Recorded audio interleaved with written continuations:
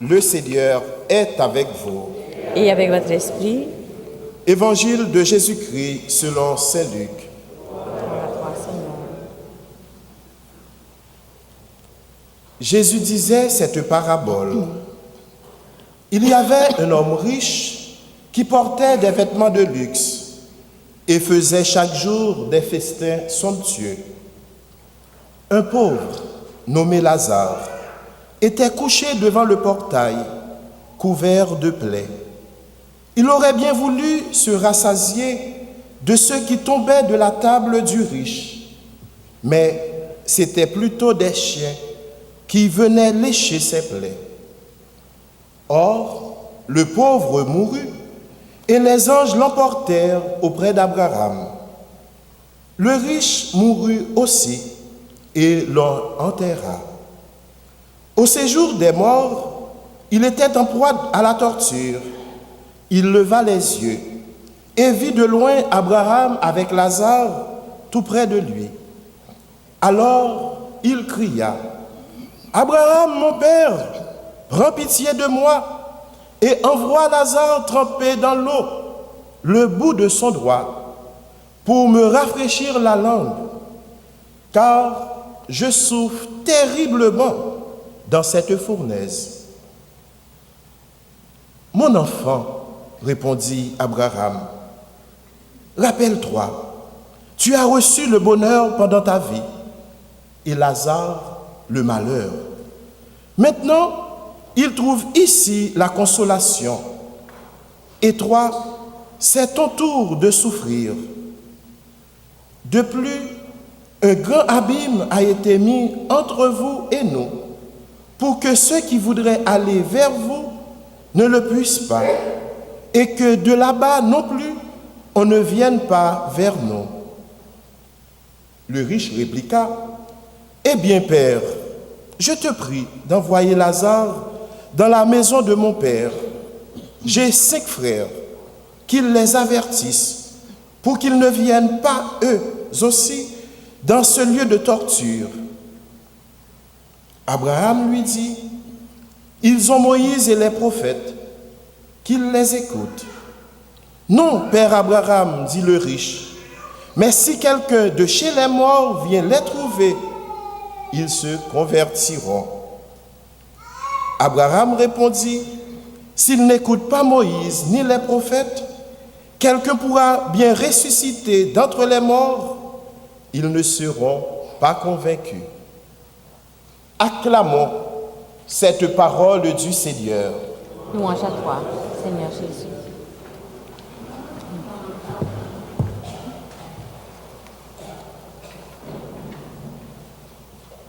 Mes chers amis, en ce 26e dimanche du temps ordinaire, la parole de Dieu nous lance une invitation que saint Paul nous relate dans la deuxième lecture. Tenir bon dans la foi et l'amour. Une toute petite phrase, tenir bon dans la foi et l'amour. Voilà l'invitation que nous lance la liturgie en ce 26e dimanche. Dans la première lecture, nous avons le prophète Amos qui lance, qui fait entendre sa voix pour dénoncer le droit et la justice qui ont été bafoués. Lors de son temps, le prophète Amos n'a pas eu peur de dénoncer l'injustice, de dénoncer le mal qui sévit dans la société. Et j'imagine, en regardant le texte d'Amos, je me suis posé cette question. Si Amos vivait aujourd'hui dans notre société, un 29 septembre 2013, quel serait le cri du prophète Amos face à notre société? Je disais il y a bien des Amos dans notre société. Ça me faisait penser à mes parents, ma maman et mon père, qui lançaient souvent un cri dans la maison, dans la famille. Le cri que lançaient mes parents quand nous étions petits, c'était donc d'éviter le gaspillage. Éviter le gaspillage. Et leur cri était même dans l'eau, de ne pas gaspiller l'eau quand vous n'avez pas besoin. Et le plus dur, c'était à travers le repas. Quand ça ne nous conviendrait pas, ça nous tentait de jeter. Il nous dit non, pensez à ceux qui ne trouvent pas un repas pour manger. Et leur cri était toujours de ne pas gaspiller, d'éviter le gaspillage. Car la création a beaucoup de choses, mais tant de gaspillage qui sévit dans notre société. Je pense que le prophète Amos lancerait ce cri pour nous dire à ne pas gaspiller. La deuxième lecture, mes chers amis, nous invite à devenir des vrais disciples de Jésus. Cette lettre pastorale de Saint Paul à Timothée, qui est donc le dernier chapitre 6 de la première lettre, il invite le disciple Timothée à mettre en application 3 éléments extraordinaires. 3 éléments qui sont donc l'amour, la persévérance et la douceur. 3 éléments que Saint Paul nous invite aujourd'hui à mettre en application. L'amour, comme disait Sœur Teresa, seule la charité sauvera notre monde. Seul l'amour sauvera notre monde. À être persévérant, car Jésus nous dit, c'est dans la persévérance que vous obtiendrez le salut. Et à mettre la douceur, qui est donc cette clé pour ouvrir, pour tisser le lien dans notre société. Dans l'évangile d'aujourd'hui, on pourrait se poser cette question. Jésus nous donne une parabole qui nous interpelle. En nous donnant cette parabole, le riche et Lazare, on pourrait bien dire, mes amis, comme ce riche-là, il est méchant, n'est-ce pas? On pourrait dire, il est méchant, il pourrait donner quelque chose au pauvre Lazare. Comme il est méchant, hein. Il y a des personnes, en lisant ce texte, disent, waouh, les riches vont être condamnés au dernier jour. Pour bien situer et bien comprendre ce texte, c'est que c'est de voir dans le monde de la Bible, la richesse n'est pas mauvaise en soi. La richesse est source de bénédiction dans le monde de la Bible.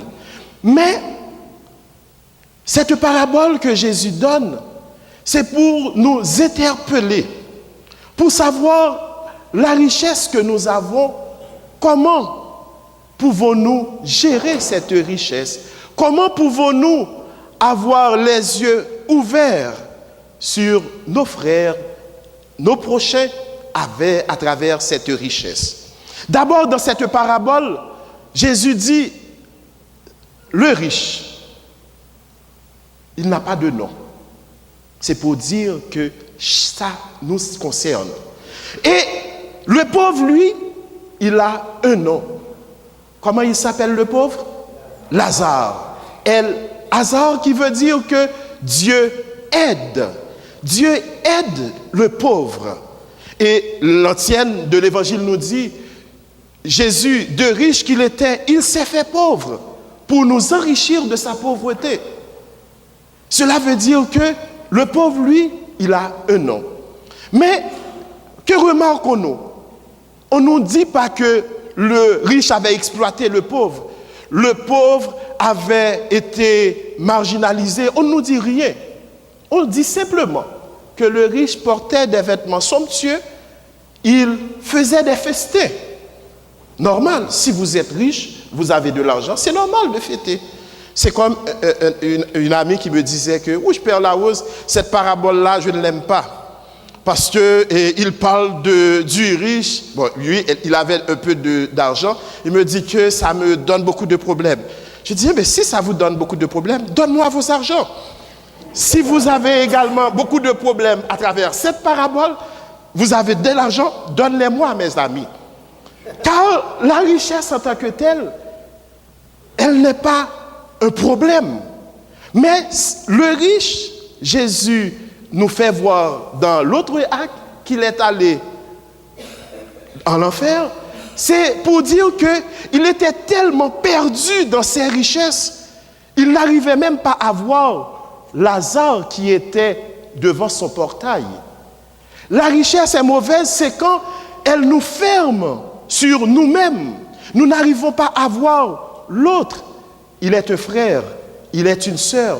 On doit partager avec lui. Ces paraboles nous interpellent. Au temps de Jésus, il y avait cela. Est-ce que nous ne pouvons pas dire, dans notre temps, il y en a beaucoup plus?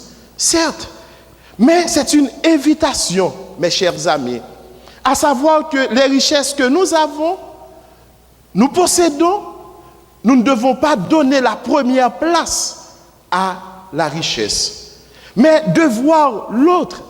Il est un frère, il est une sœur que je suis invité à partager avec lui. Telle est notre invitation en ce 26e dimanche. Tenir bon dans la foi et l'amour. Autre chose qui me frappe dans ce texte, c'est que en méditant, en regardant ce texte, il y a un concept, il y a un mot qui est cité 7 fois. Je ne sais pas si vous avez eu la chance de regarder, d'écouter, un mot qui est récité pendant 7 fois. Si je vous pose cette question, quel est ce mot? Ne regardez pas dans les prières maintenant. Il y a un mot qui est cité pendant 7 fois. Quel est ce mot? Ah non, ne regardez pas, ne regardez pas. Oui, très bien, très bien. Il y a le mot Abraham qui est cité 7 fois. Ça me disait quelque chose en méditant ce texte. 7 fois que ce mot est cité. Et ce mot qui est cité 7 fois a quelque chose de clé à nous dire. Tout d'abord, quand Jésus cite Abraham pendant plusieurs fois, je pense qu'il veut nous inviter à être des fils et des filles d'Abraham. Être des fils et des filles d'Abraham, c'est être des personnes de foi. Et j'ai trouvé extraordinaire ce texte en disant que, regarde, nous sommes dans l'année de la foi. C'est une invitation pour nous d'être des personnes de foi, d'être des fils et des filles d'Abraham. De savoir que, comme fils et filles d'Abraham, nous avons pour mission d'écouter la parole. Pas simplement pour écouter la parole, mais pour mettre la parole en application. Comme fils et filles d'Abraham, nous sommes invités à écouter et à mettre cette parole en application. Mes chers amis, dans notre célébration de ce matin, demandons au Seigneur de nous donner cette grâce, la grâce d'être bon, la grâce également de mettre la foi, de mettre notre foi quand Dieu seul, comme aime dire le Père de Montfort, Dieu seul. Et en même temps, de voir l'autre qui est à côté de nous, l'autre qui est le Lazare, qui est notre prochain. Et si, en mettant cela en application, nous n'aurons pas à avoir peur, nous n'aurons pas à avoir des doutes, car Dieu, il est toujours présent dans l'humain. Je vous invite maintenant, nous allons adresser une prière en communion avec toutes les personnes qui possèdent et en même temps en communion avec tous ceux et celles qui souffrent, tous ceux et celles qui sont donc dans la pauvreté. Je vous invite à nous mettre debout et en écoutant cette prière, vous pensez à tous les pauvres du monde entier.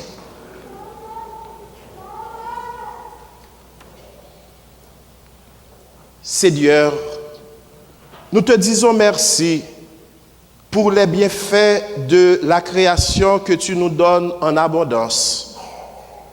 Apprends-nous surtout à ne pas nous enfermer dans cette abondance. Ouvre nos cœurs, Seigneur, aux besoins des plus démunis et donne-nous le courage pour partager avec nos frères et nos sœurs qui sont alentour de nous des biens que nous avons, des biens spirituels, des biens matériels. Ainsi, nous parviendrons à être témoins de ton amour. Toi qui nous invites, Seigneur, à être bons dans la foi et l'amour, donne-nous la grâce de mettre l'amour, la persévérance, la douceur en application. Ainsi, nous deviendrons des vrais disciples de toi. Nous te le demandons par Jésus qui est vivant, maintenant et pour les siècles des siècles.